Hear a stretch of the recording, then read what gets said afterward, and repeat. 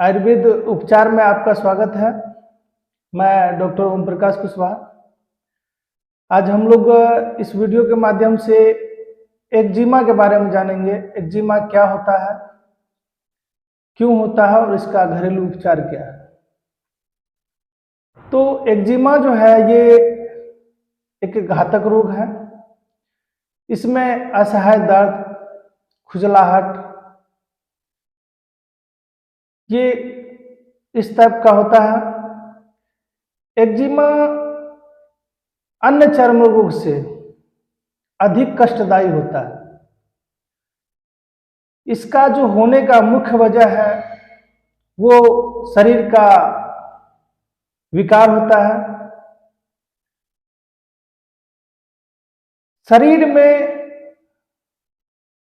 शरीर के विकार के निष्कासन के लिए कई इंद्रियां हैं, जिसमें जो मनुष्य का त्वचा होता है वो भी एक विकार निष्कासित करने वाली इंद्रियां हैं, जिसके जरिए शरीर से विकार युक्त जो विषैले पदार्थ है, जो विकार है, वो निष्कासित होते हैं। इनका जो लक्षण है वो इस प्रकार है। एक्जिमा को बढ़ने में एलर्जी का भी मुख्य भूमिका होता है। जहां एक्जिमा होता है वहां के जो स्किन होते हैं, चमड़ा, वो लाल हो जाते हैं। वहां पर कुछ दाने दाने टाइप के निकल आते हैं तथा दाना के फट जाने पर वहां से कुछ चिपचिपा तरल पदार्थ के निकलने लगते हैं, जिससे काफी दर्द, जलन, खुजलाहट का महसूस होने लगता है। जो चिपचिपा तरल पदार्थ निकलता है, एक्जिमा को बढ़ाने में उस तरल पदार्थ का काफी भूमिका रहता है।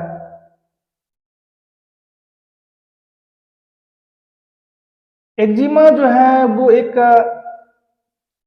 बहुत ही कष्टदायी रोग है।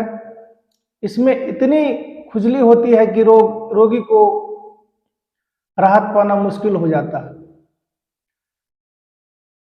अधिकांश ये रात के समय काफी खुजलाते हैं, लेकिन खुजलाना जो है वो काफी इस रोग के लिए घातक होता है। जैसे जैसे रोगी आराम पाने के लिए इसको खुजलाते हैं, वैसे वैसे ये अपना पांव पसारते जाते हैं। वो एक्जिमा का जो एरिया है वो बढ़ने लगता है। इसलिए इसको जितना कम हो सके उतना खुजलाना चाहिए। जो इनका उपचार है वो करना चाहिए ताकि ये बढ़े ना। इसका जो कारण है, एक्जिमा भी एक एलर्जी के कारण होता है। कुछ व्यक्ति में किसी तरह के जैसे साबुन, डिटर्जेंट पाउडर, इससे भी एलर्जी होता है। कुछ व्यक्ति में जैसे किसी तरह के खाद्य पदार्थ जैसे मुर्गा का मीट, अंडा, शराब या कई प्रकार के नशीले पदार्थ जो है उससे एलर्जी होते हैं। वस्तुतः एक्जिमा होने के मुख्य कारण शारीरिक प्रक्रिया में गड़बड़ी या प्रक्रिया का विफलता भी है, जिसकी वजह से विकारयुक्त तत्व बाहर नहीं निकल पाते हैं। उदाहरण स्वरूप शरीर में मल निष्कासन के लिए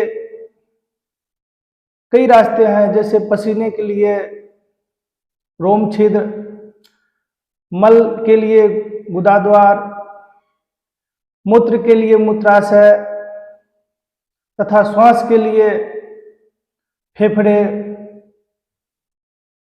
अगर इन इंद्रियों द्वारा नियम पूर्वक शरीर से जो विकार है उसका निष्कासन न हो तो यह विकार जहर का रूप धारण कर लेता है। और इन्हीं विकार का अतिरिक्त जमाव के कारण एक्जिमा, कील, मुहासे, दाने तथा अन्य चर्म रोग हो जाते हैं। अन्य कारणों से भी कई तरह के चर्म रोग या एक्जिमा होते हैं, जैसे पौष्टिक आहार का न लेना,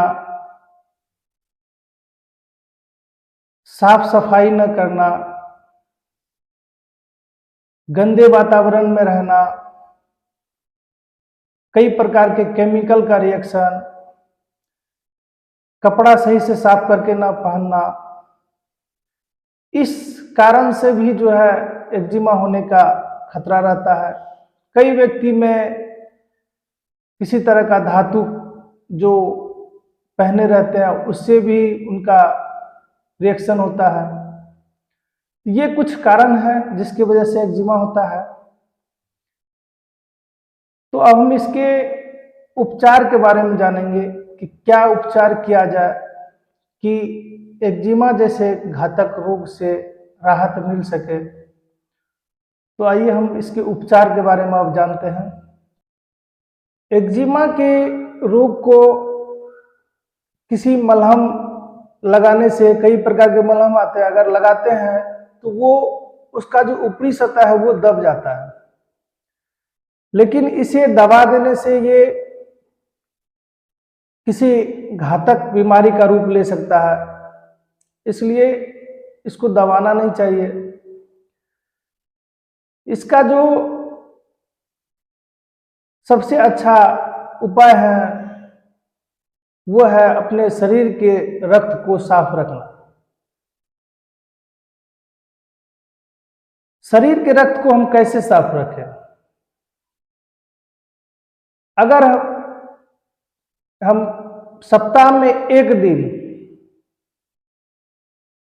उपवास रखें और उपवास में सिर्फ नारंगी का जूस और पानी ही पीना चाहिए, इससे जो है हमारे शरीर के जो विकार है वो काफी तेजी से बाहर निकलता है।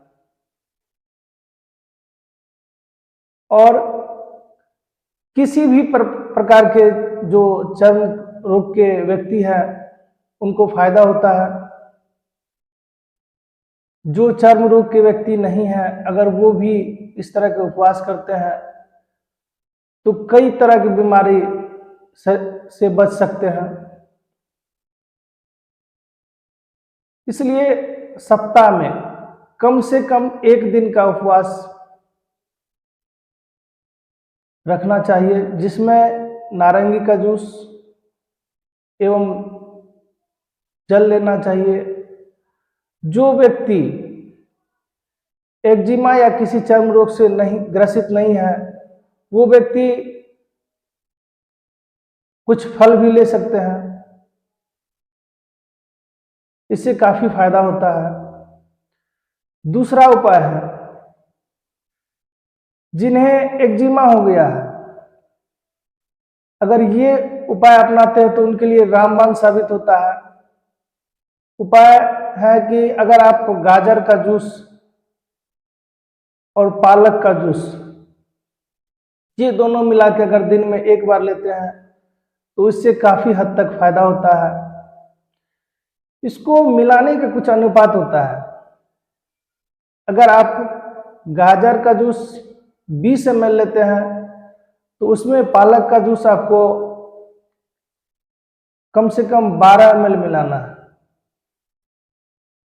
और दिन में एक बार लेना है। इससे बहुत ही ज्यादा फायदा होता है जो एक्जिमा के रोग है उसमें। तीसरा, एक्जिमा के जगह पे आप गर्म पानी का पट्टी भी ले सकते हैं। गर्म पानी का जो पट्टी है वो कम से कम 20 मिनट तक रखना चाहिए।